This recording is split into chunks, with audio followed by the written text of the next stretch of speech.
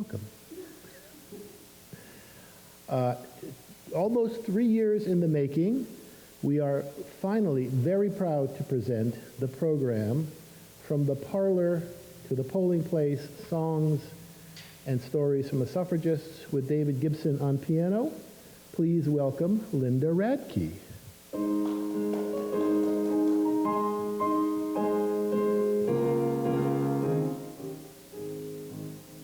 There's a wave of indignation rolling round and round the land, and its mission is so mighty, and its mission is so grand, that none but knaves and cowards dare deny its just demands as we go marching on. Men and brothers, there you do it. Men and brothers, there you do it. Men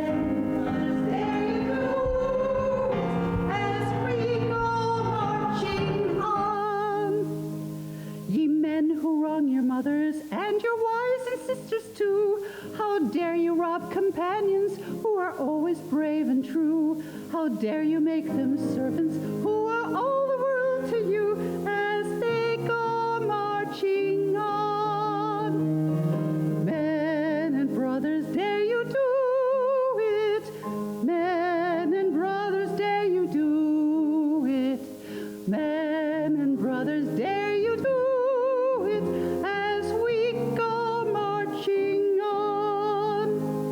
Whence came your foolish notion, thou so greatly overgrown, that a woman's sober judgment is not equal to your own? Has God ordained that wisdom is a gift to you alone, as life goes marching on? Men and brothers, dare you do it? Men and brothers, dare you do it? Men and brothers, dare you do it? As we go marching on. Thank you very much. I'm Linda Radtke and David Gibson, and we're here to follow the story of women's suffrage in Vermont.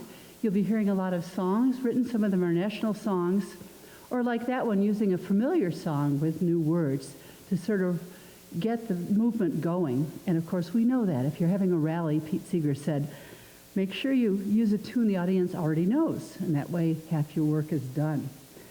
And the reason this is called From the Parlor to the Polling Place is when I look, at least in this state, of how it got started, and officially it got started here in St. Johnsbury, it began very small. Maybe even a few women were in a parlor talking about not necessarily suffrage at the beginning, but maybe other things about women's rights. And then it started to get bigger and bigger and bigger.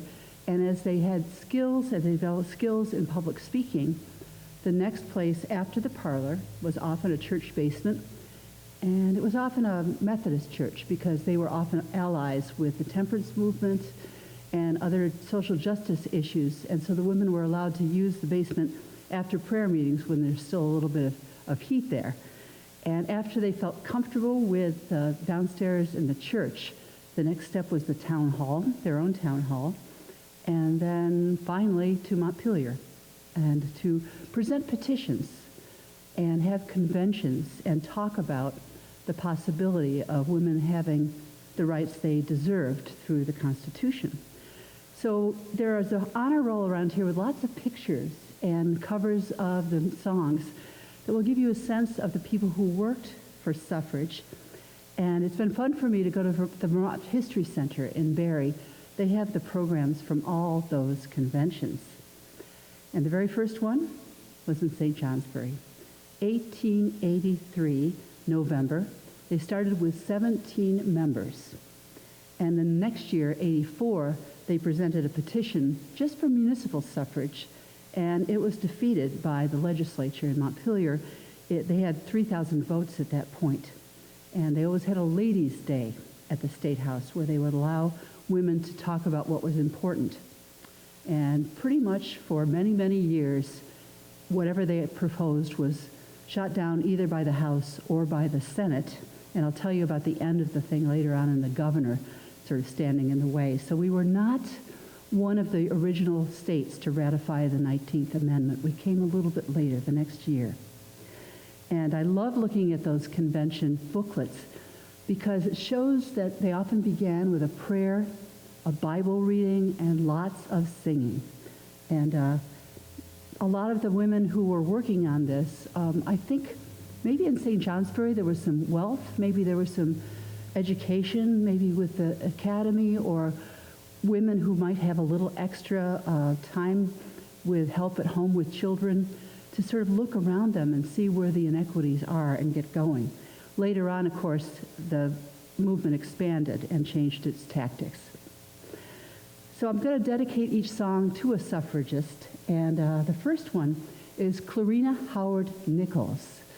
Her picture is back there. She was a journalist from Brattleboro, and boy, she was the trifecta for social justice. So that was abolition of slavery, temperance, and women's rights. And she got the conversation going because she was the first woman to address the legislature. That was 1852, very, very early. And what she was talking about was not the vote, but married women's property rights and to have a say in child custody should the marriage break up. It was not part of her decision who got to go with which parent. And nowadays we have a wonderful center for women in Lamoille County called the Clarina Howard Nichols Center. So from the very early days, the time of the Civil War, this is a parlor song. I don't think it was sung for mixed audiences. I think the feeling is so, I don't know, angry but yet funny too about the lack of ability to have agency and to speak out in their communities. And I love to see the sheet music covers because, of course, that gave people, they would go to their local music store and buy it. And they often had a little thing that said, "This is made popular in vaudeville by," in this case, Mrs. John Wood. And that's another theme, as I read, that most of the women did not have names for a long time. It's hard to find out who they were really. So this was written for a specific singer, and it's called "I Will Speak My Mind If I Die for It."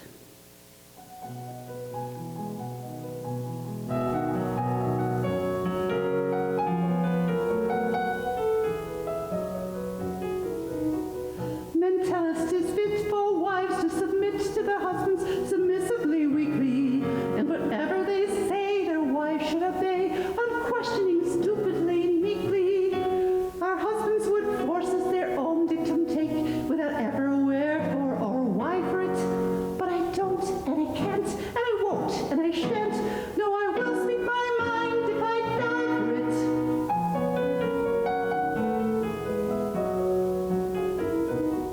For we know it's all fudge to say man's the best judge of what would should be and shouldn't, and so on.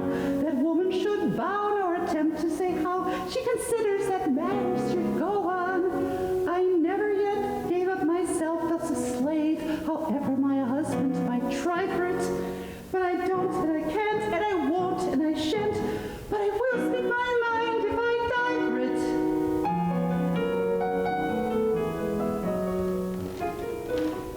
And you ladies, I hope, who with husbands do cope with the rights of the sex will not trifle. We all, if we choose our tongues but to use, can all opposition soon stifle. Let man, if he will, then bid us be still and silent. A price he'll pay high for it. For we won't, and we can't, and we don't, and we shan't. Let us all speak our minds if we die for it.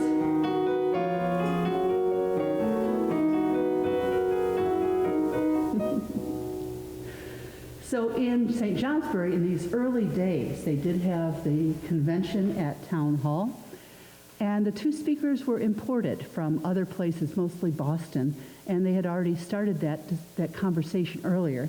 I have pictures of these. Lucy Stone was sort of a rock star at that point.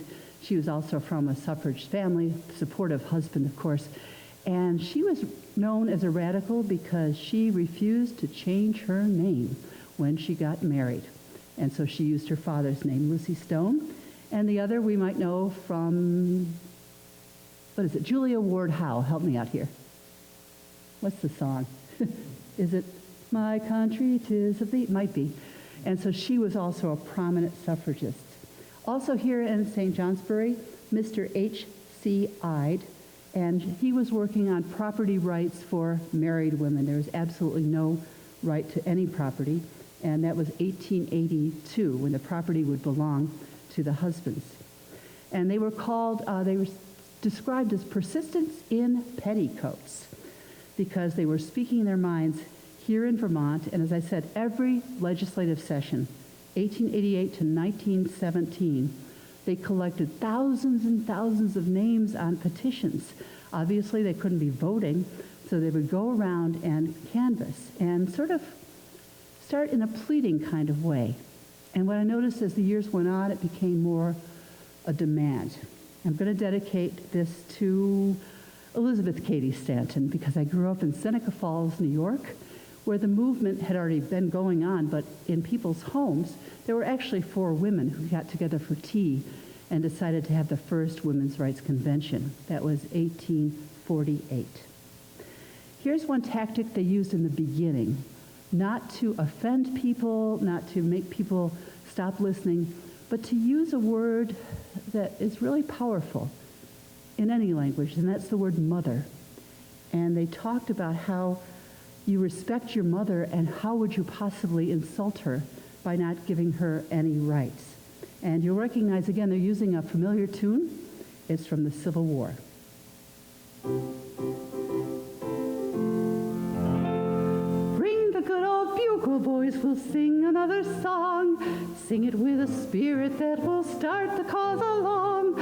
Sing it as we ought to sing it, cheerily and strong, giving the ballot to the mothers. Hurrah, hurrah, we'll bring the jubilee. Hurrah, hurrah, our spirits shall be free. So we sing this chorus from the mountain to the sea, giving the ballot to the mothers. Bring the dear old banner, boys, and fling it to the wind. Mothers, wives, and daughters, let it shelter and defend. Equal rights, our motto is, we're loyal to the end, giving the ballot to the mothers. Hurrah, hurrah, we'll bring the jubilee. Hurrah, hurrah, our spirits shall be free. So we'll sing this chorus from the mountain to the sea, giving the ballot to the mothers. The reason that here in America we call them suffragists and not suffragettes, I've got a couple theories about that. In Britain, of course, the movement was much more disruptive, but later on, of course, in this country it became disruptive as well, with women going to prison and being force-fed. But here in Vermont anyway, there were a lot of allies to the movement because, again, women were working for abolition of slavery, they were working for temperance because they saw what alcohol was doing to the lives of families. And so they were often joined by people like the Methodist minister or even people in government as well. And in St. Johnsbury, in 1892, they had a resolution from some allies in the St. Johnsbury Grange. And then going forward a bit, Teddy Roosevelt spoke here in 1912, and he was a pro-suffrage man. We're going to have a funny song next. Again, not trying to offend people too much, just being gentle about it. And I'd like to dedicate this to Miss Lucy Grafton, Miss Lucy Daniels. Her picture is there in the poster that you can see afterwards.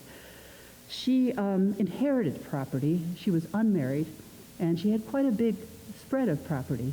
But because she couldn't vote, she refused to pay her property tax in Grafton, and so the town fathers, which they were, took away some of her land. And she got riled up and went to Washington, D.C. and participated in some of those pickets. And when she came home to Little Grafton, she was a pariah. They wrote nasty things about her, although nowadays they have a lovely little plaque about her that they're proud of. And she would go around and find girls in the street and give them 50 cents and said, go to town meeting with your parents, because when you grow up, you're going to be able to participate as a citizen. And this is a song that was popular in vaudeville. There's a conversation between a resistant man and a suffragist, and I'm going to have to play 2 parts. It's called Winning the Vote.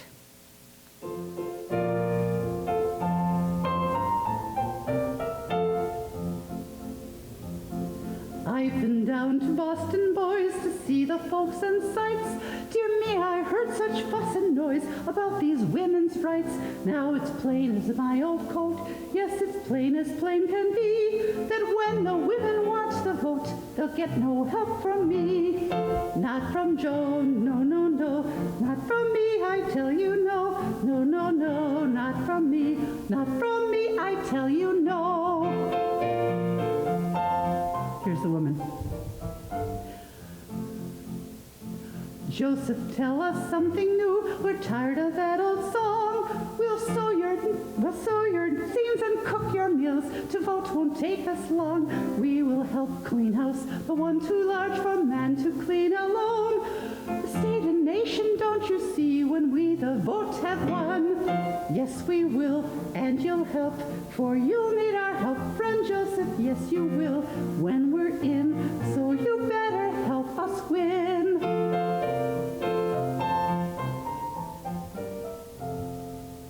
You're just right, how blind I've been, I ne'er have said it thus. 'Tis true the taxes you must pay without a word of fuss. You are subject to the laws men make, and yet no word of note. Can you sing out where it will count? I'll have you win the vote. Yes, I will, thank you, Joe. We'll together soon be voters, yes we will, if you'll all vote yes at the polls next fall.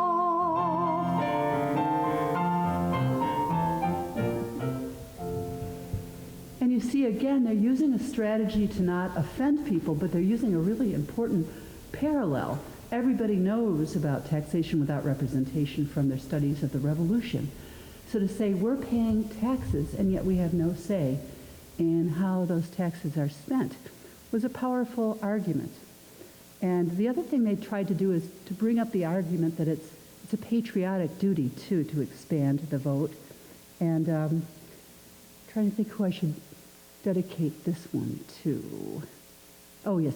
The idea, she said, we'll cook your meals, we'll sew the seams. We won't take long to vote. We'll just do what we're supposed to do. The women's sphere was very important. The goddess and the hearth, the angel in the home. But all we're asking is to enlarge our housekeeping role so that we can start to clean up the larger community and sort of clean up the messes that men have made. And so this song is called Uncle Sam's Wedding. And there's a great picture from the cover because it shows Yankee Doodle arm in arm with a woman. And I think she's got a broom or something. So that idea of enlarged housekeeping was a really popular one. And Uncle Sam's Wedding, and you recognize the patriotic tune.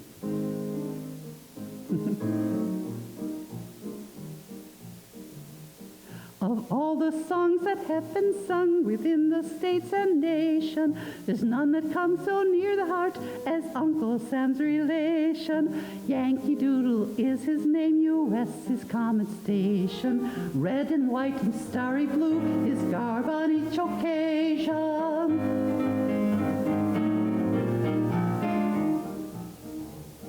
When Uncle Sam set up his house, he welcomed every brother. But in the haste of his new life, he quite forgot his mother.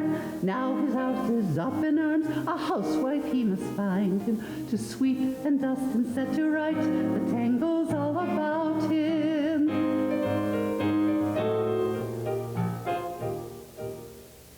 Uncle Sam is long in years, and he is growing wiser. He can say 'twas a mistake to have no misadvisor. His nephews now have got the reins and looking o'er their shoulder shout to good old Uncle Sam, goodbye old man forever. Now we're here, dear Uncle Sam, to help you in your trouble. And the first thing best to do is making you a double. Yankee Doodle will be glad to join in us in spreading through news about all the land of Uncle Sam's great wedding. So they had the idea that there'd be this army of women cleaning up their community. Let's let them do it because that's their proper sphere. And also a part of the proper sphere was in the home to ensure that children were well clothed, fed, clean water. Their husband was supported in his work, and the spiritual life was also part of the woman's job. So that was a really effective strategy to say, this is what we do. We help make things clear and pure and right, and let us help you make a better community. And I'm going to dedicate this to, well, two people actually, Jane Addams and Frances Willard. They really liked that idea of enlarged housekeeping. And they said that we would clean up everything. So it's interesting that at that point they thought women would be a monolith, would always be for the same things. And we know we don't vote exactly the same. But they thought there was an assumption that there would be sort of sweetness and light that would come when women were allowed to vote. And Jane Addams, that was Hull House, she said also that women of a certain means, or maybe on farms, had some agency of what kind of food their children were eating, what kind of water they were drinking. But she said there's no opportunity for women in poverty, women in tenements. We need to look out for them. And so she was proposing that there was a woman on every board of an institution that involved women or children. So that would be the so-called insane asylums, like in Waterbury, or the so-called poorhouses, or other school things, that women should be able to be part of that. And we're just trying, again, to just clean up. And I'm going to dedicate this to a wonderful Vermont woman named Annette Parmalee. Her picture is there. She looks like Mrs. Santa Claus. And they called her Annette the Hornet, or Annette the Suffragist, because she never gave up. She and her husband were Methodists. They worked tirelessly for the WCTU, the Women's Christian Temperance Movement, and that was aligned in the early years with women's suffrage as well. And she and her husband wanted to have more women to get involved in the community, but only in the municipal area. Nobody was talking about a federal vote at this point. And Annette had humor. So she knew that one way to convince men is maybe not to yell at them so much and take the high road, but maybe use a little bit of humor. And there's a wonderful poster that she called people to come to Broadside. Come to a convention about men's suffrage. Are men ready for the vote? She said, because they're just so emotional, you know, that if there's some kind of sporting event, they just lose their minds. And then she said, you know, and if there's a conflict, they sort of resort to fisticuffs right away, whereas women, being weaker, have to negotiate, and those skills are important. So this is a song that's a slow march. Women started to have parades in town. Their hemlines went up because of the muddy streets. And this is called Votes for Women, and it's written by a husband and wife team. Edward Zimmerman, the words, and Mrs. Edward, the music. And in this point, I like this one because it calls for improving factory conditions and having child labor laws, which scared a lot of factory owners and caused them to oppose suffrage. So this is one that they would have sung in the streets in part of the parades.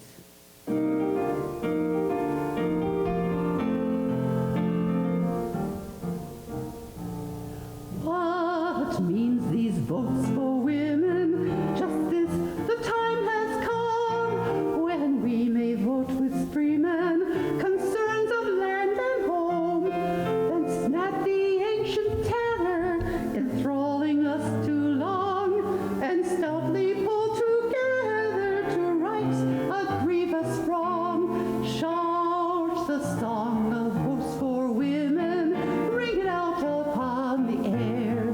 Here it's note ye patriot freemen, who for the right will dare. Sing aloud with lusty vigor until it rattles earth and sky, that the woman's cause grows bigger and the woman's day draws nigh. The votes of sisters, brothers, in every sovereign state, just us and many others, lives that loom of fate, the joyless haunt of drudges, where children toil and die, may find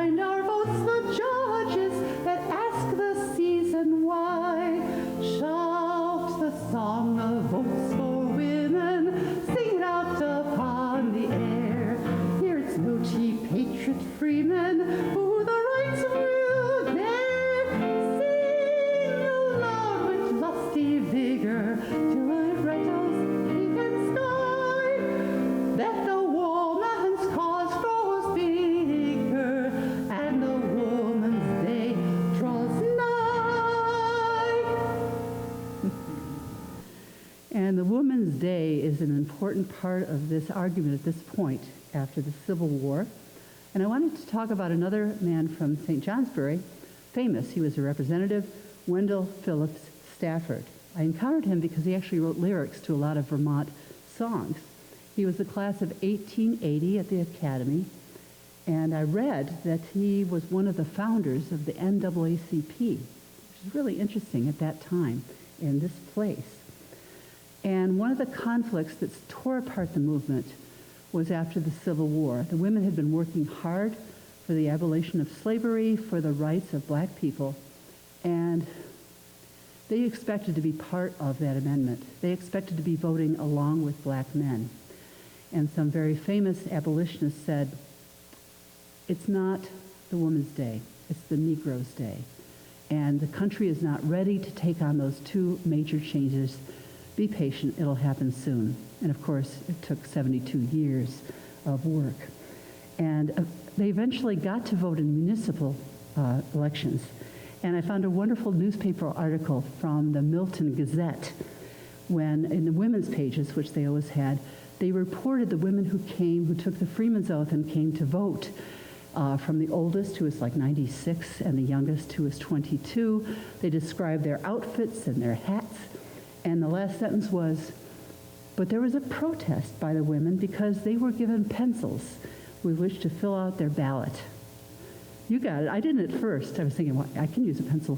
But I imagine at the beginning, as there are in lots of places, people were not convinced that their ballots would be counted. They weren't really trusting the men who had their own pocket knives. They had pocket knives. They had fountain pens. Of course, the women had no pockets. And so they used that argument that they had education, they had experiences that put them alongside or above black men. And then the racism came into the movement, and that's a hard thing to face. I'll talk about that later. I found this song from California, and I can't find the notes for it, but I have the poem, and I love it because the Western states passed women's suffrage much earlier. They wanted white women to come to the West to establish towns and probably to help with the movement of the natives there. And they were having a public park serve as they would get on a soapbox and start to speak. And they were arrested because public speaking was not allowed by women in that park. And so what they did, this is in Los Angeles, in 1911, they brought in a whole bunch of donuts and coffee and set up picnic tables. And then the men would come and they started to sing. So here's the song, even though we don't have the music, but I love the words. Votes for Women, and she has her first name, Mary Louise Carleton. There is no realm in earth's domain, 'mongst birds, nor beasts, nor bees, where such unequal code doth reign as that which man decrees, who holds that women have no part nor place in council grave, who holds that men alone are smart and pure and wise and brave. Thou relic of a bygone age, shall we thy truth admit? Shall never man turn o'er the page on which was error writ?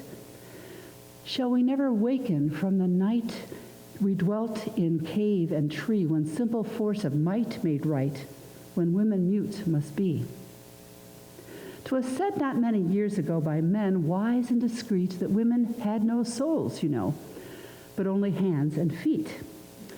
These days we've souls, that's some relief, but still the fact remains, according to man's best belief, we are sadly short of brains. Day follows night, and darkness flees, at dawn of justice reigns, when inequality shall cease, in council all may share. Why should not women work with man to speed the coming day, when shall become in fact the plan that God hath had always? And the next part of their solutions, their strategies for convincing people in New England, was using Christian symbolism and Christian music. It was basically an upper middle class movement at first, and Protestant, often Methodists. And they used that rhetoric, and that led to another break in the suffragists, because many of them believe that if you read the Bible, there's a lot of evidence that women are equal in God's eyes, and especially in the New Testament. So they would bring out those arguments. But other people could look at the Bible and say, no, it establishes patriarchy. It puts women in a subservient position. And at that point, the other suffragists said, don't talk about that now, because we're going to totally alienate most of our supporters by saying the Christian church is leading to the oppression of women. So using that, the old hymn tunes, I have a hymn next that you might recognize. And it had to do with the Hutchinson family. They were sort of superstars of the time with justice and, trying to raise awareness of things like temperance, abolition, and later suffrages. And we're at the centennial of the country, so it's 1876. And this song talks about what will happen in 100 years, in 1976. What a country we'll have. What a utopia we will have. Let's dream about that day. And I love that sort of optimism of the progressive movement, that they could imagine this world. And I'm going to dedicate this to Minnie Clemens, who was my grandmother. She first voted in 1920 at the age of 30. And I didn't hear too much about that from her. I think she voted against her husband's wishes sometimes, so she just kept mute about it, but she always voted, and I'm wearing her necklace. So this is called 100 Years Hence.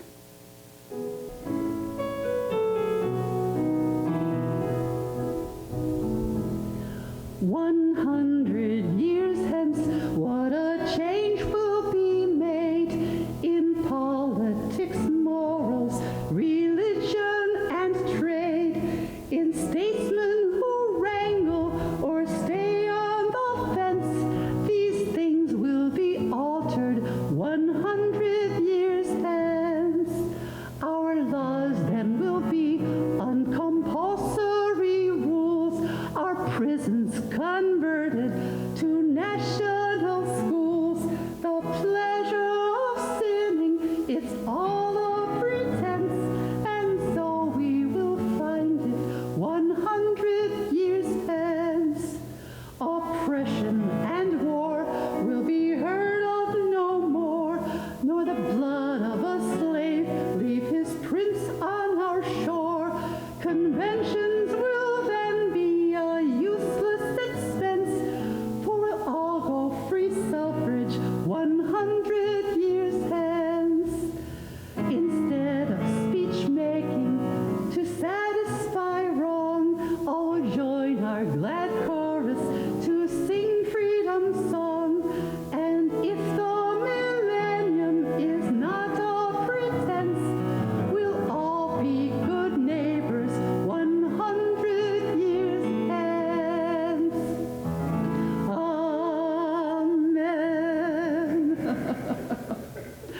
And my grandmother sang one hymn tune that was one of her favorites. I always think about this when I encountered it again in church, but it's, He needeth me, O sacred thought, O words with joy and comfort fraught. Whate'er I do, where'er I be, true manhood still have need of me. He needeth me, and it goes on like that. And I heard that from her, and I found it in other places too. Let's see. So the current of reform also bonded the temperance movement and the women's suffrage movement, and I think it was sort of a political mistake in that way.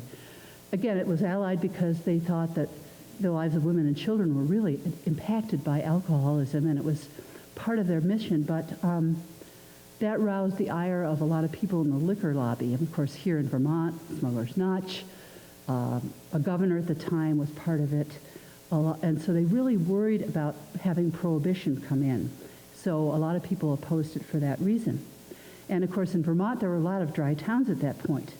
And that was a logical extension of that angel in the home metaphor, that keeping families safe. And so there are a couple prominent temperance workers I wanted to highlight. And one is Frances Willard. And she actually made a pledge that my mother made me sign at one point from the WCTU, the Women's Christian Temperance Movement. It goes, "Lips that touch liquor shall never touch mine." And she was an advocate for women's education. And then our friend Lucy Stone said, "It's easier to see a drunkard than a principal." So instead of arguing the sort of, esoteric ideas of rights, let's look at the drunkenness in our community, and let's look at the drunk men who are allowed to vote, and they're kind of not reliable voters. And it got really ugly at that point. I found a lot of cartoons and broadsides showing drunken men standing in line to vote, men getting paid to vote a certain way, just kind of the dregs of society. And then there'd be this woman on the side with this white dress and parasol. I've gone to Vassar College. Why is it that I can't vote and these people couldn't? And the other unfortunate thing is a lot of that was connected to the Irish and the immigrants that were coming in and worrying everybody. So this is one, again, it's a Scottish tune that you might recognize, and talking about how we're Christians, we're looking at the Bible, we're seeing what's happening, and we need to step in and help clean up our country.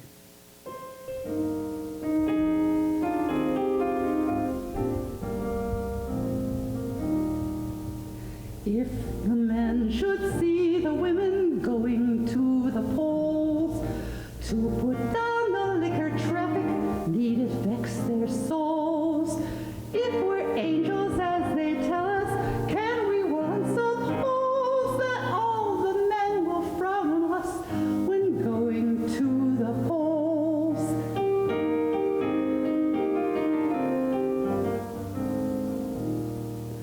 No discharge have Christian woman from the war with sin. At those polls with Gog and Magog must our fight begin. Since we Bible marching orders, need it fright our souls when all men should frown on us when going to the polls. We love our boys, our household joys, we love our girls as well. The love we cannot love is that we ne'er rebel. So this is the uncomfortable part of learning the truth about the movement. So the racism came in and xenophobia came in. And again, we can connect to that because of the debates going on in our country in this century. So some people, and especially suffragists, saw some men as undesirable voters, and they argued for educated suffrage, however you want to define that. And of course, they defined it in terms of English speaking, and so it would basically restrict foreigners, most immigrants, some former slaves. And unfortunately, my hero, Elizabeth Cady Stanton, was in that view. She called them the steerage. And so the movement took kind of an ugly turn. And what I want to dedicate this to is not Stanton's herself, but her daughter, Harriet. You'll see her as a baby in her mother's arms in the poster. And she went to New York City, and she saw the lives of women and families and children in the tenements and among the immigrant communities. And she took her mother on, and she said, wisdom is not limited to Native people. And what she meant by Native people, of course, were white European people. And she said, I know foreigners who can quote Goethe, but right now they're sweeping the streets, but they're educated voters. And so they tried to reach out. It finally came when the Triangle Shirtwaist Fire, 1911, I think, caused a lot of women to be killed because of poor conditions in the sweatshops at that time. So people were considering immigrant women who had no say, and it was the beginning of the labor movement as well. And so some women started to ally with that. And so Frances Harper, who was a woman of color, was one of the founders of the NAACP. She never got to vote. She died before that. And another person, too, was Ida B. Wells. And I didn't learn about her when I was in school, but boy, it's really interesting. She was a black woman in the South who wrote against lynching. She tried to join the suffrage movement, which, as I said, was mostly white, middle-class women. And they accepted her help because the Negro women's clubs were very strong. But when it came time to have that huge parade in Washington at Wilson's inauguration, the contingent of the suffragists from her state said the women's clubs, the Negroes, need to actually be in the back. It won't work for you to march with us because it'll turn people against our cause right away. And so what Ida B. did is she stood on the pavement, and when they went by, she just stepped off the pavement and joined them. So I really, I admire her spirit, and also I'm happy that historians now are starting to look at that because it wasn't really reported much, and it was a really important part. And we know now about black women and voting and how pivotal a role they have. So this is, again, one of those arguments about a man who's unconvinced and finally does, because it's time.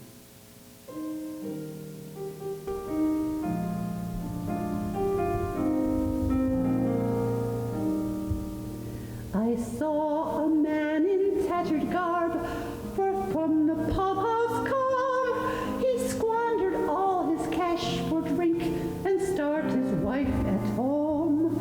I asked him what of women's rights. He said in tones severe, my mind on that is all made up. Keep woman in her sphere. I saw a man in tattered garb. Oh, I already said that. Here it is. I met an earnest, thoughtful man not many days ago who pondered deep all human love, the honest truth to know. I asked him what of women's cause. The answer came severe. Her rights are just the same as mine. Let woman choose her sphere. And what stood out to me in that lyric at the last is that the big debate they've been having for 50 years about what is women's proper sphere, he uses the word choose. That women choose her sphere. And of course, we're still having that debate too in terms of reproductive rights. And it starts to surface later on, around 1900, that women didn't have to necessarily be housekeepers. And actually, Elizabeth Cady Stanton, who was sort of a radical despite her sort of genteel appearance, she said, I think that actually maternity should be voluntary. And the rest of the movement said, yeah, we're not ready to talk about that. And of course, it's much before Margaret Sanger talked about birth control. So I want to dedicate this to one of the immigrant women who was really important in the suffrage movement, and also one of the women who meant that New York State got suffrage before we did in Vermont, and that was because of labor unions, immigrants, and the conditions in the factories. And Ernestine Rose, I have her picture, she was a rabbi's daughter in Poland, and she ended up working for temperance in this country, an abolitionist, and she believed in the rights of married women to hold property, which was denied to her, and also religious tolerance. And of course, as she was raised a Jew, she became an atheist later in life. And again, that formed a lot of discord between her, well, actually, Susan B. Anthony said, please tamp that down a little bit. You know, talk about God. You don't have to talk about being Jewish, but talk about God. And so I found in the Library of Congress, and it's over there, a suffrage song in Yiddish. And Avram Pat, who is a legislator in Montpelier, was raised in a Yiddish household in Brooklyn, and so he helped me with this, so I hope it's okay. He says I have a German accent in my Yiddish. But it was part of vaudeville, and this lady whose picture's over here, her name was Bella Tomaszewski, and she was the queen of Yiddish theater, and she was a comedienne, sort of a little bit of Lucille Ball of that time. And her argument was that women will not only get the vote, but they'll be superior. They'll get more rights than men will. One of them is, the time will come when we women will be able to come home dead drunk from the saloon, and our husbands will have nothing to say about it, just as we do now, and we will not have to work like slaves. And then she ups it a little bit, and she said, and by the way, the men will have the babies for us so we can keep our flat bellies. And elections will be up to the women, and what will happen is we get to kiss the candidates and make the decision on that role. So anyway, later on, they went to Hollywood, she and her husband, and did the early film. And her husband is still, I think he recently passed away. He became a very famous conductor, classical conductor, because they changed their name from Thomas Chevsky to Thomas, and Michael Tilson Thomas is a very important composer who came from this tradition.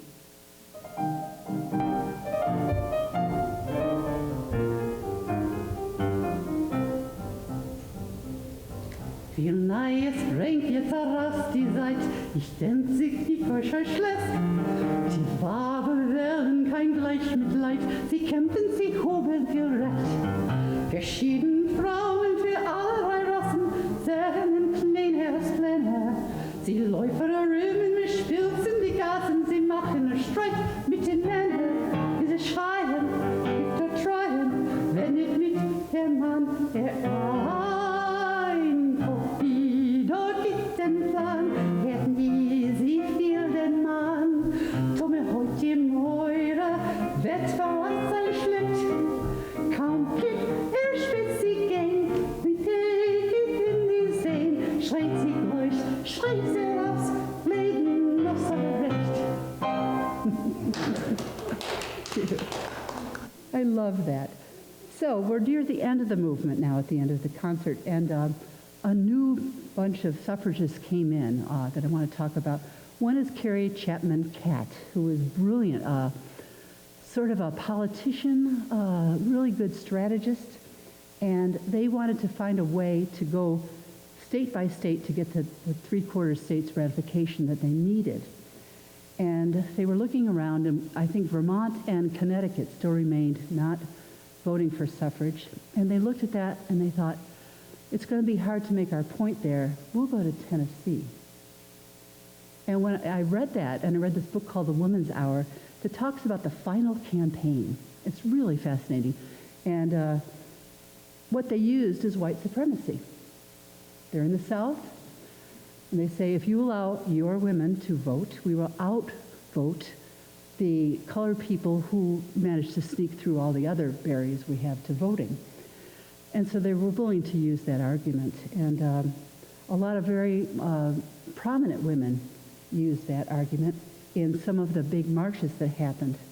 And the other person I wanted to talk about is Alice Paul.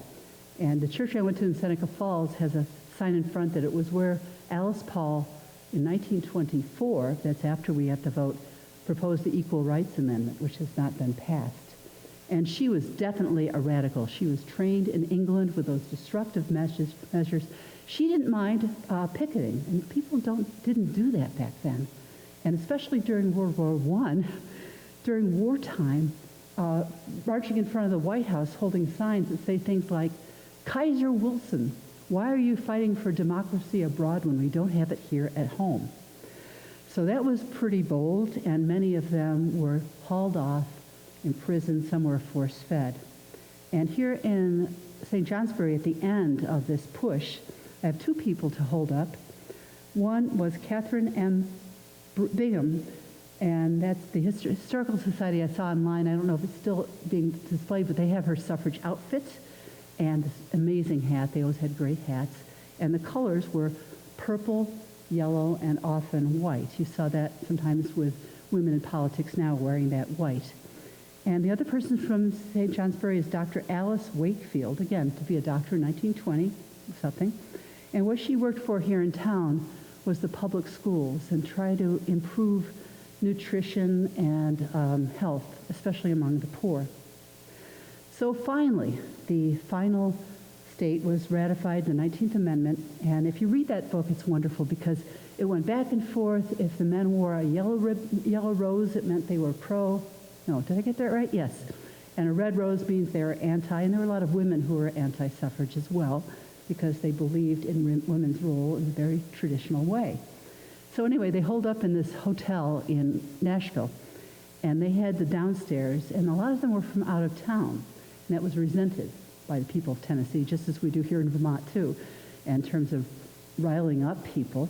And upstairs, they had something called the Jim Beam Suite. No, Jack Daniels Suite. And so the legislators would come there, and they'd speak to the women, and then they'd go up to the Jack Daniels Suite, and they would come down, and they had red faces, and they had changed their roses. So they had a tough fight.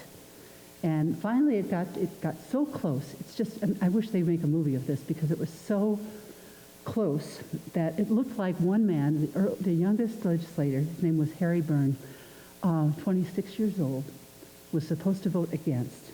And he got a telegram from his mother in rural Tennessee, who was a suffragist. And she said, a boy should always listen to his mother. And he changed his vote right there. And apparently, I found out later, he had a fine career after that. Of course, he won re-election.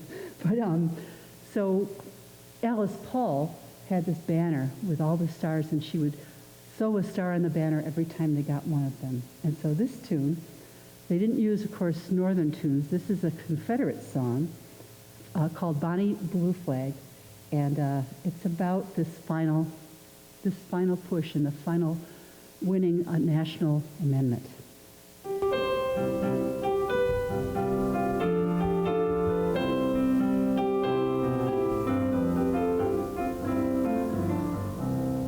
There is a band of women, and to a man are born, emerging from the darkness past and looking toward the morn. Their mothers labored, waited, a night without a star.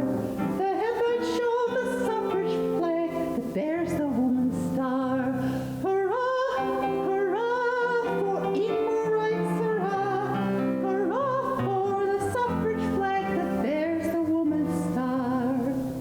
This band is all reforming, war shall be at an end. Bayonets and swords shall rust, we'll use the brain, the pen. Laden with precious faith now, thunders our progress car. The headlight waves a suffrage flag that bears the woman's star. Hurrah, hurrah, for equal rights, hurrah, hurrah, for the suffrage flag that bears the woman's star. And first-time voters in that election, November 2nd, 1920, I don't know how many women in St. Johnsbury had taken the Freeman's Oath to vote in that national election. I know in my town of Middlesex there were 18 of them. I can't do much research because they all were Mrs. John Smith. Often they were connected to the town clerk. And of course some women could vote in certain towns in the municipal elections. And 3 women for every 5 men voted in that very first election. Eleanor Roosevelt, who was originally anti-suffrage, which is interesting. The First Lady, who was Edith Wilson, and her husband, a Southerner, was won over for political reasons, and my grandmother. So it was a pretty good start. The one thing I have to say as a final caution, Native Americans were left out altogether, and there was a court case in 1948, that late. And also the final holdout was Utah. Native Americans got the vote in 1962. And then Chinese Americans got it in 1946, and Japanese Americans, of course, you know our history of that during World War II, and they got the vote in 1952. And of course, we know there's still lots of barriers to voting, so I think the Suffrage Centennial Committee made up this wonderful banner that said, hard won, not done. And so by the time that the vote happened finally, only one woman from that original convention, 1848, was able to vote. And she was a Quaker, and she was 91 years old and got to go to the polls. So at the time, at the end, you'll see there's a poster there that shows the view of cartoonists about the earliest suffragists, and they say, oh, they're just ugly women who can't find a husband, and they're mannish, and they're horrible pictures. They had warts. And then the second one shows this woman dressed as I am, very, very, very beautiful. The suffragists were considered kind of forward-thinking, kind of a modern woman, if you think of 1920. So this next song has the best title and the best, I think, cover design, too. It says, she's good enough to be your baby's mother, and she's good enough to vote with you. And so like the first song, they're using the word mother, but not in a different way. So she is giving birth to your babies, and you need to respect her to give her the vote. And I think it reminds me of Gershwin a little bit. It was that sort of Tin Pan Alley, kind of style. So I love this because David's a jazz man at heart, so have fun.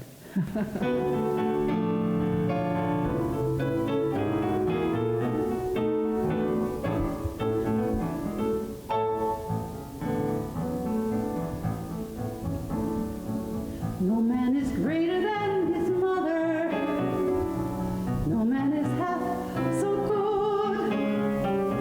No man is better than the wife he loves. Her love will guide him whatever he dive in. She's good enough to love you and adore you. She's good enough to bear your troubles for you. And if your tears were falling today, nobody else would wipe them away. She's good enough to warm your heart with kisses when you're all lonesome and blue. She's good enough to be your baby's mother, and she's good enough to vote with you.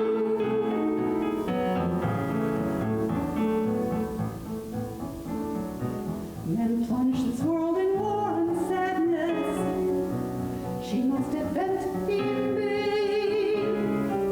Let's hope and pray someday we'll hear her say, stop all this madness, we give you gladness. She's good enough to love you and adore you. She's good enough to bear your troubles for you. And if your tears were falling today, nobody else would kiss them away. She's good enough to warm your heart with kisses when you're all lonesome and blue. She's good enough to be your baby's mother, and she's good enough to vote with you. Thank you very much. And as Pete Seeger said, the concert ain't over till the audience sings. And I wanted to go back to the very first song because the Battle Hymn of the Republic has been used with so many movements over the years with different words. And I want to end with one that I like, and this is from 1915, and there's one wonderful verse about this. And so feel free to join me on Glory, Glory, Hallelujah if you'd like. And I'd like to thank Bob Jolie of the Athenaeum, thank you, and the Vermont Humanities Council Speakers Bureau. And some of you may know Dale Steen. I don't, but he apparently was a volunteer at the History Society. And I found this wonderful article about suffrage in St. Johnsbury, so I used a lot of his work. Here we go.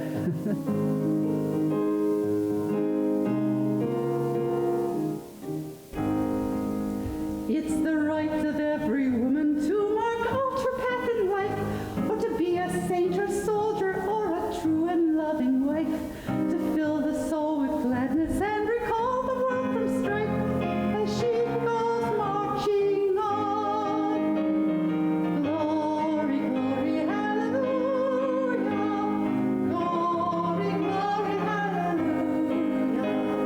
Glory, glory, hallelujah. As she goes marching on. It's her right to serve the nation in its every hour of need, her right to sit in judgment on her country's faith and creed, and show the world her courage by some heroic deed as she goes marching on. Glory, glory, hallelujah. Glory, glory, hallelujah.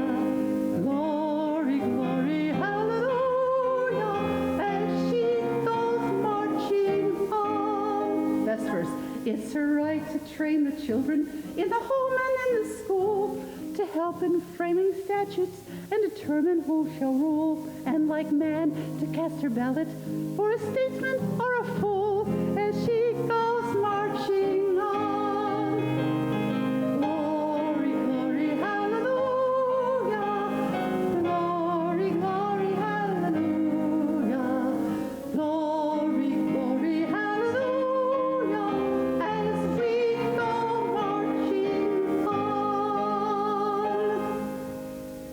Thank you very much. Thank you, David Gibson.